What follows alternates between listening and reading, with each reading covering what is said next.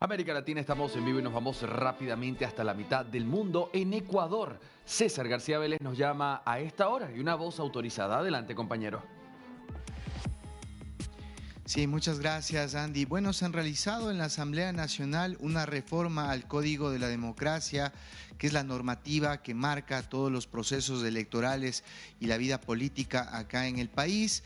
Y en este sentido, en el Ecuador existe, porque esto está consagrado en la Asamblea, en la Constitución, y también lo estaba en el Código de la Democracia, el tema del respeto a la paridad de género. Por eso veíamos que los binomios casi siempre están conformados por hombre o por mujer, mujer-hombre, pero esto también aplica en las distintas listas.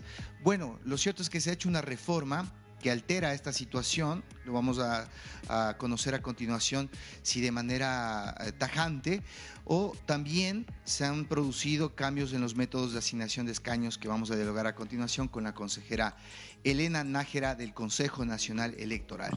Gracias, señora consejera, por este espacio. Bueno, preguntarle, porque le escuché a la asambleísta Rosa Torres, quien es presidenta de la Comisión de Justicia, que ella decía, parece que la gente quiere leer en el Código de la Democracia que la paridad se respeta, pero esto ya está en el espíritu de la ley y también en la Constitución. ¿Es suficiente o piensa usted que se está atentando contra este principio? Bueno, muchas gracias por la entrevista y poderme dirigir a través de este medio a la ciudadanía. Es clara la derogatoria de la ley, o sea, y es una pena cuando uno revisa la propuesta de reforma. Esta carece de una verdadera redacción jurídica, de una verdadera práctica parlamentaria. Y sí, le escuchaba a la asambleísta Torres, que de paso es de mi provincia, ¿no?, de donde yo soy, y sí me llama la atención la calidad de los asambleístas, la calidad de las leyes que nos están dando, y por ende que se trate de defender lo indefendible. La derogatoria de este artículo del numeral 9, del artículo 99 del Código de la Democracia, está dada, y simplemente lo que ahora se trata es de encubrir un acto que no lo pudieron hacer de forma legal porque violaron flagrantemente la ley orgánica de la función legislativa, en la que señala que estos textos no se pueden introducir a última hora. Entonces, en ese sentido, sí, yo hago un llamado a que los asambleístas hagan su trabajo con seriedad, porque muchas de estas normas van a ir a la Corte Constitucional. Casi todas las leyes que ha aprobado la Asamblea y que por ende tiene el Ejecutivo del Ejecutivo, están con sendas demandas de inconstitucionalidad.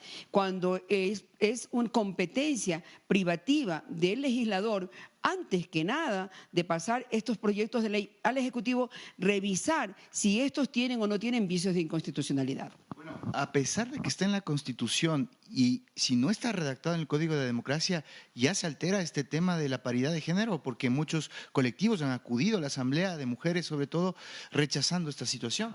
Sí, el rechazo es porque este tema de la paridad no es una dádiva, es una conquista por mucho tiempo del movimiento de mujeres en el Ecuador, que ha generado de que la mujer ya no sea invisibilizada. Por el contrario, incluso las asambleístas que están ahí, no es por ellas, es por la lucha de hace años de otras mujeres que se han dedicado a defender estos derechos que han sido vulnerados. Entonces, ¿cómo es posible que simplemente ahora, incluso se habla de la Carta Magna, ni siquiera existe la Carta Magna, es la Constitución de la República del Ecuador, la Carta Magna es la Constitución de Alejandro Magno? Sí quisiera que los asambleístas hagan un ejercicio de estudiar y de analizar, y yo como riocense sí me siento avergonzada a veces de esta representación que tenemos.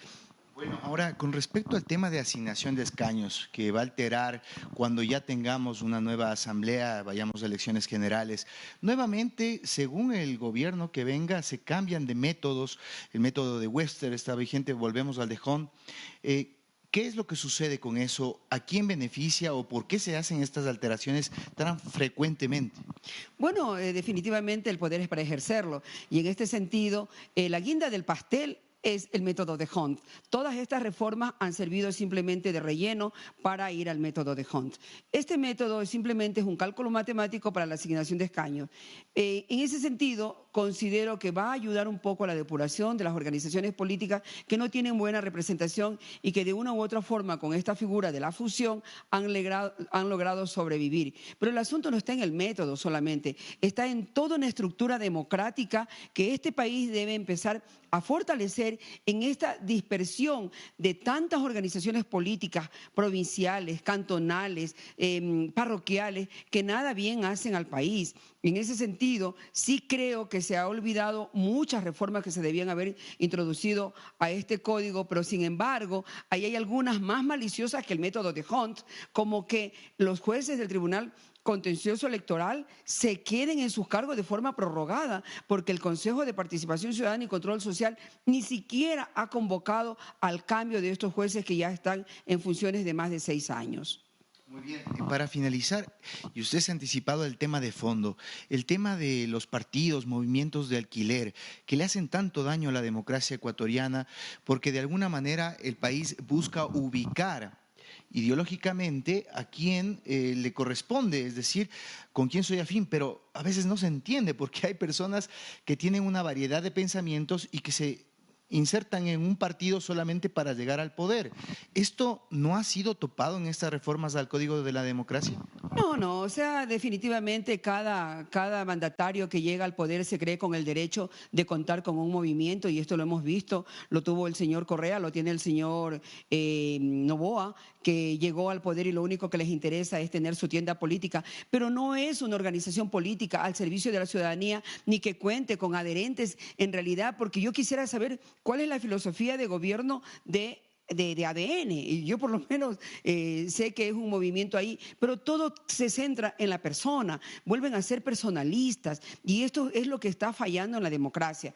Y en ese sentido, llegan con los movimientos de alquiler, que son los vientres de alquiler que yo les digo, para llegar, pero sin ni siquiera tener una afinidad ideológica, porque hasta ahora yo no conozco las afinidades ideológicas de quienes nos gobiernan en este momento. Simplemente nosotros tenemos una asamblea con dos movimientos políticos fuertes, que son los que se disputan muchas veces el tema de una oposición a ratos que no es la mejor y una aplanadora por parte del Ejecutivo, ¿qué es lo que me preocupa a mí? Que lo mismo que se criticaba en el pasado con RC, que hacía estas prácticas de controlar el poder judicial, de controlar el poder legislativo, de controlar el poder electoral y los poderes del Estado, también se están haciendo desde el Ejecutivo ahora también con este nuevo movimiento que tiene al presidente ahí, controlar también los poderes del Estado, y esto no es fomentar la democracia. Yo, como consejera nacional del Consejo Nacional Electoral, donde se debe fortalecer la democracia, desde ya yo siempre he indicado que estas malas prácticas no se las debe reeditar. O sea, lo que hicieron ellos fue malo y lo que hacemos ahora nosotros es bueno. Y ver cómo aplauden prácticas de autoritarismo, prácticas de falta de democracia, a mí me llena de estupor y me llena en realidad de asombro, porque no sé qué es lo que estamos dejando para las próximas generaciones, porque vemos jóvenes totalmente antipáticos frente a lo que vive el Ecuador, no quieren participar en la vida democrática porque creen que esto es un tema simplemente de que ahora te toca a ti y ahora me toca a mí.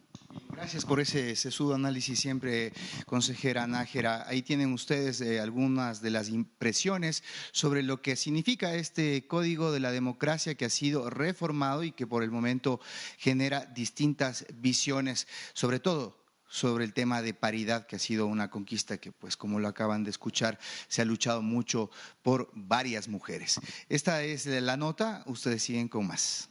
Te agradezco, César, por las precisiones y esta conversación. Seguimos en contacto.